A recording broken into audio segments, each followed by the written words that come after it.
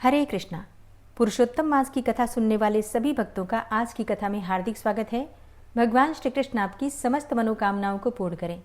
आज है 17 मई 2026, दिन है रविवार और आज से प्रारंभ हो रहा है भगवान श्री कृष्ण का सबसे प्रिय मास पुरुषोत्तम मास, जिसे मल मास भी कहा जाता है और अधिक मास भी कहा जाता है।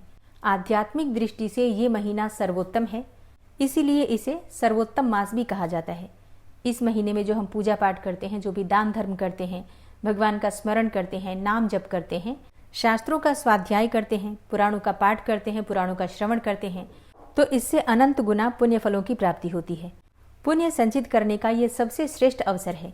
इसलिए पूरे भक्तिभाव के साथ भगवान श्री कृष्ण की भक्ति में डूबकर उनसे प्रार्थना करेंगे कि वो हमारे ऊपर कृपा करें, उनके चरणों की सेवा, उनके चरणों की भक्ति हमें प्राप्त हो, प्रेम भक्ति हमें प्राप्त हो। इसके लिए भगवान श्री कृष्ण से प्रार्थना करेंगे। और जो सच्चे मन से भगवान श्री कृष्ण से हम प्रार्थना करते हैं, वो प्रार्थना हमारी अवश्य पूर्ण होती है। ये भी हम अपने मन में पूर्ण रूप से विश्वास रखेंगे। ठीक है, तो पुरुषोत्तम मास में आप सुनेंगे पुरुषोत्तम मास के महात्म्य, और इसके साथ ही प्रतिदिन आप सुनेंगे पद्म पुराण की कथा। पद्म पुराण की कथा का प्रारंभ से लेकर और अंत तक पूरी कथा हम श्रवण करेंगे। अब पुराण की कथा है, बड़ी होती है, लंबी होती है, तो हो सकता है पुरुषोत्तम मास समाप्त हो जाए, तब तक भी कथाएं चलती रहें। तो आपसे आग्रह है, कथा को पूर्णता अवश्य दीजिएगा। मतलब पहले दिन से अगर आप कथा सुनना प्रारंभ कर रहे हैं तो प्रयास कीजिएगा प्रतिदिन की कथाएं आप लोग सुने और पूरे पद्म पुराण की कथा आप लोग जरूर सुनिएगा। ठीक है, पुराणों की कथाएं हो या कोई भी शास्त्र स्वाध्याय हम करते हैं तो उसे बीच में नहीं छोड़ना चाहिए। तो भगवान श्री कृष्ण का ध्यान करते हैं, उन्हें प्रणाम करके आज की कथा का प्रारंभ करते हैं। पहले आप सुनेंगे पुरुषोत्तम मास महात्म्य का पहला अध्याय और इसके बाद पद्म पुराण की कथा सुनेंगे। पुरुषोत्तम मास बनने की एक बड़ी ही रोचक कथा है। कहते हैं कि दैत्यराज हिरण्यकशिपु ने अमर होने के लिए तप किया। ब्रह्मा जी प्रकट हो गए वरदान देने के लिए। हिरण्यकशिपु की तपस्या से प्रसन्न हुए थे ब्रह्मा जी, तो उन्होंने हिरण्यकशिपु से कहा कि बेटा वरदान मांग। हिरण्यकशिपु ने कहा मैं अमर होना चाहता हूँ। तब ब्रह्मा जी ने कहा देखो ऐसा तो नहीं हो सकता, क्योंकि जिनका जन्म हुआ है उनकी मृत्यु निश्चित है, तो मृत्यु तो निश्चित है, तुम कोई और वरदान मांग लो। तो हिरण्यकशिपु के मन में तो यही था कि वो अमर हो जाए, इसलिए उसने वरदान भी उसी प्रकार का मांगा। उसने ब्रह्मा जी से वरदान मांगा कि आपके बनाए किसी भी प्राणी से मेरी मृत्यु ना हो, न मनुष्य से और न पशु से, न दैत्य से और न देवताओं से। न भीतर मरूं न बाहर मरूं, न दिन में मरूं न रात में मरूं, न आपके बनाए हुए 12 महीनों में मरूं, न अस्त्र से मरूं और न शस्त्र से मरूं, न पृथ्वी पर और न आकाश में मरूं। युद्ध में कोई भी मेरा सामना न कर सके। आपके बनाए हुए समस्त प्राणियों का मैं एक क्षत्र सम्राट हूँ। तब ब्रह्मा जी ने कहा तथास्तु। अब फिर जब हिरण्यकशिपु के अत्याचार बढ़ गए और उसने कहा कि विष्णु का कोई भी भक्त धरती पर नहीं रहना चाहिए, तब श्री हरि की माया से उसका पुत्र उत्पन्न हुआ, जो कि भगवान श्री हरि विष्णु का अनन्य भक्त था। और उसकी जान बचाने के लिए प्रभु ने सबसे पहले 12 महीने को 13 माह में बदलकर अधिक मास बनाया। इसके बाद उन्होंने नृसिंह अवतार लेकर शाम के समय देहरी पर अपने नाखूनों से उसका वध कर दिया। इसके बाद क्योंकि हर चंद्रमास के हर मास के लिए एक देवता निर्धारित हैं, परंतु इस अतिरिक्त मास का अधिपति बनने के लिए कोई भी देवता तैयार नहीं हुआ। ऐसे में ऋषि मुनियों ने भगवान श्री विष्णु से आग्रह किया कि वे ही इस मास का भार अपने ऊपर लें और इसे भी पवित्र बनाएं। तब भगवान श्री विष्णु ने इस आग्रह को स्वीकार कर लिया और इस तरह यह अतिरिक्त मास मलमास के साथ पुरुषोत्तम मास भी बन गया।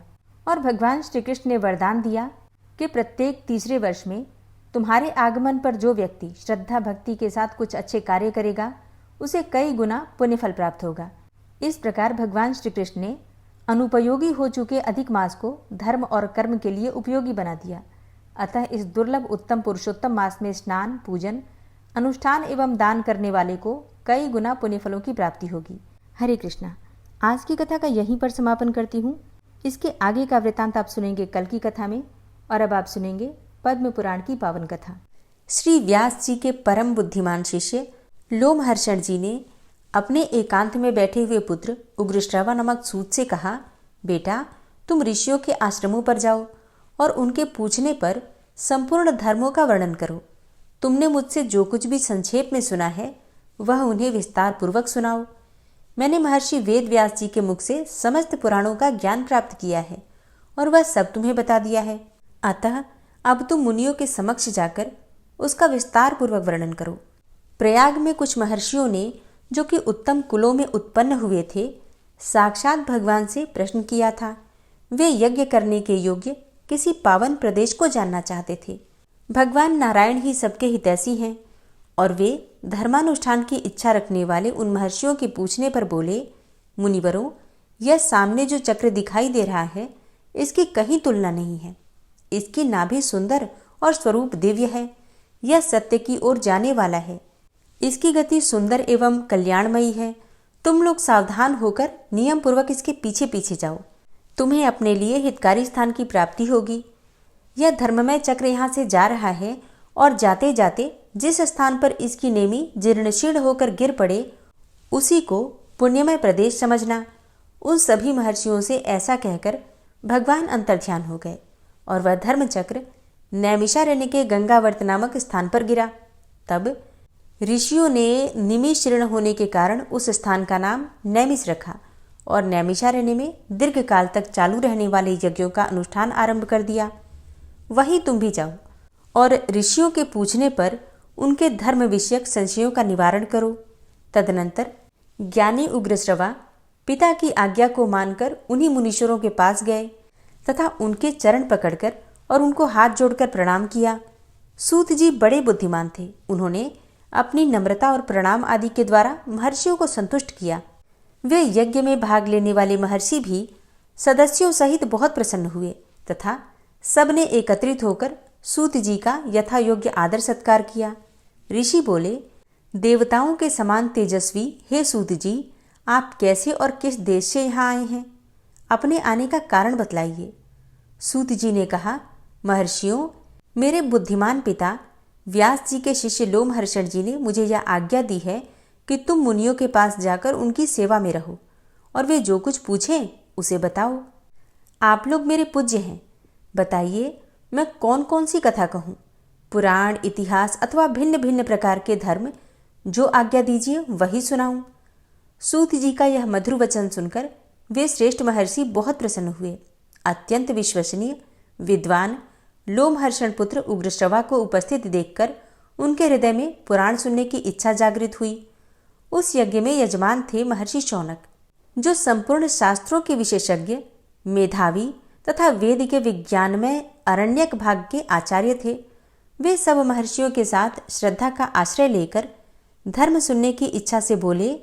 शौनक जी ने कहा, महाबुद्धिमान सूत जी, आपने इतिहास और पुराणों का ज्ञान प्राप्त करने के लिए ब्रह्म ज्ञानियों में श्रेष्ठ भगवान व्यास जी की भली भांति आराधना की है। उनकी पुराण विषयक श्रेष्ठ बुद्धि से आपने अच्छी तरह लाभ उठाया है। हे महामते, यहाँ जो ये श्रेष्ठ विद्वान विराजमान हैं, इनका मन पुराणों में लग रहा है। ये पुराण सुनना चाहते हैं, अतः आप इन्हें पुराण सुनाने की ही कृपा करें। ये सभी श्रोता जो यहाँ एकत्रित हुए हैं बहुत ही श्रेष्ठ हैं। भिन्न भिन्न गोत्रों में इनका जन्म हुआ है। ये वेदवादी ब्राह्मण अपने अपने वंश का पौराणिक वर्णन सुने। इस दीर्घकालीन यज्ञ के पूर्ण आप मुनियों को पुराण सुनाइए। हे महाप्राज्ञ, आप इन सब लोगों से पद्म पुराण की कथा कहिए। पद्म की उत्पत्ति कैसे हुई, उससे ब्रह्मा जी का आविर्भाव किस प्रकार हुआ तथा ब्रह्मा जी ने किस तरह जगत की सृष्टि की, ये सब बातें इन्हें बताइए। उनके इस प्रकार पूछने पर लोमहर्षण कुमार सूत जी ने सुंदर वाणी में सूक्ष्म अर्थ से भरा हुआ न्याययुक्त वचन कहा।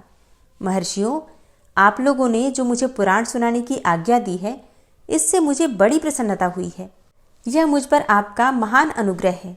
संपूर्ण धर्मों के पालन में लगे रहने वाले पुराण वेत्ता विद्वानों ने जिनकी भली भांति व्याख्या की है, उन पुराणोक्त विषयों को मैंने जैसा सुना है उसी रूप में वह सब आपको सुनाऊंगा।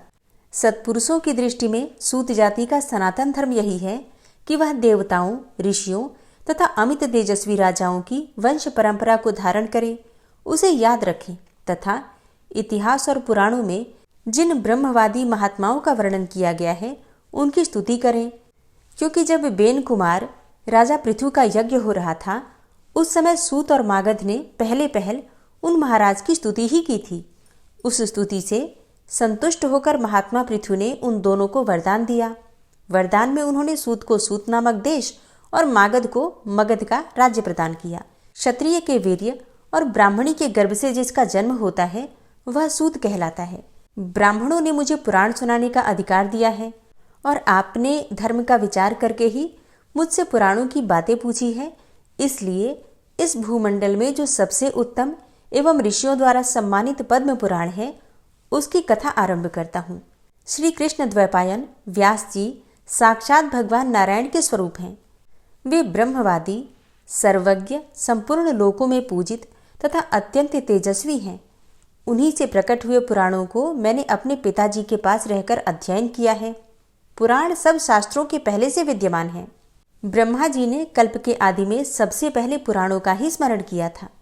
पुराण त्रिवर्ग अर्थात धर्म, अर्थ और काम के साधक एवं परम पवित्र हैं।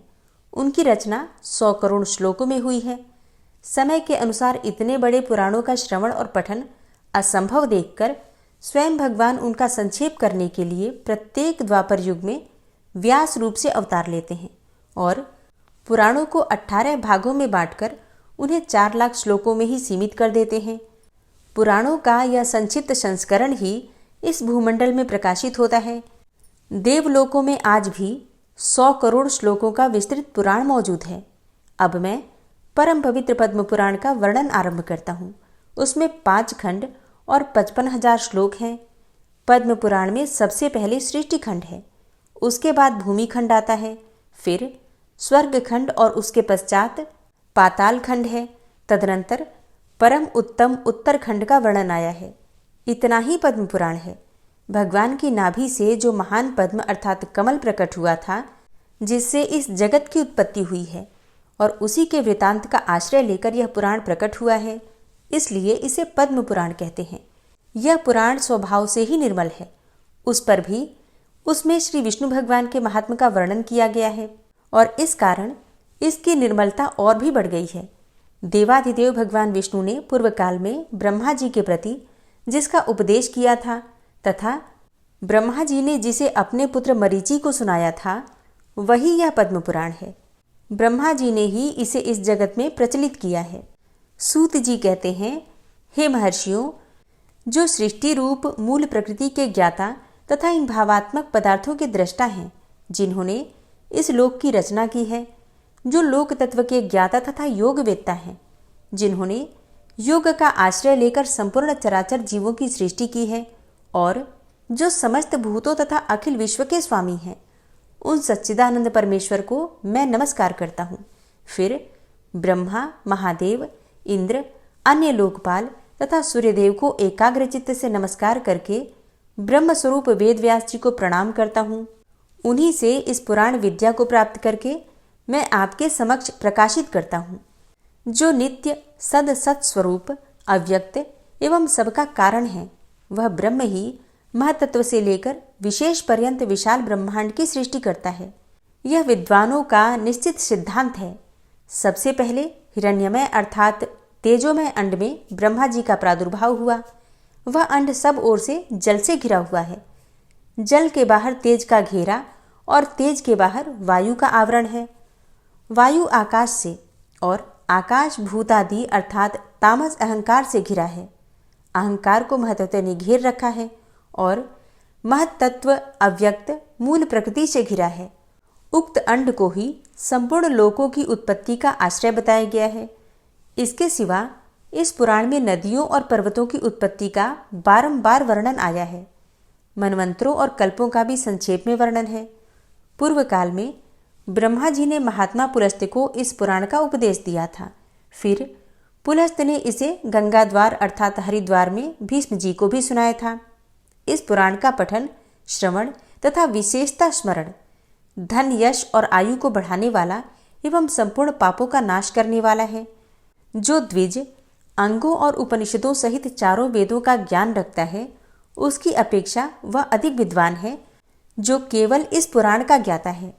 इतिहास और पुराणों के सहारे ही वेद की व्याख्या करनी चाहिए, क्योंकि वेद अल्पज्ञ विद्वान से यह सोचकर डरता रहता है कि कहीं यह मुझ पर प्रहार न कर बैठे, अर्थ का अनर्थ न कर बैठे।